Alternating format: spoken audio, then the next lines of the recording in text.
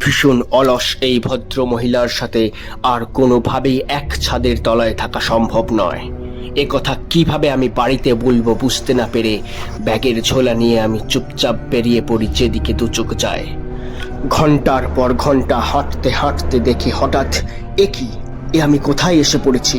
এ তো হাওড়া স্টেশন। যাই হোক, এসেই যখন পড়েছি ভাবলাম উঠে পড়ি কোনো এক ট্রেনে। টিকিট নেই তো কি হয়েছে, যার ঘরে বউ আছে তার আবার কিসের টিটির ভয়। ক্লাসে সব সময় ফার্স্ট হতাম, তাই উঠে পড়লাম ফার্স্ট ক্লাস এসির কামরায়। সেখানে টিভি দেখার জন্য আমি বসে পড়লাম টিভির পাশে। কিন্তু পরে ভালো করে চেয়ে বুঝতে পারি, ও বাবা, এটা টিভি নয়, ট্রেনের জানালা। বউ না থাকার আনন্দে আমি বোধহয় পাগল হয়ে গেছি। সে যাই হোক, একা একা অনেক শান্তি। বিয়ের ভূত ঘাড় থেকে নেমেছে, আমি বেঁচে গেছি। একথা ভাবতেই দেখি কি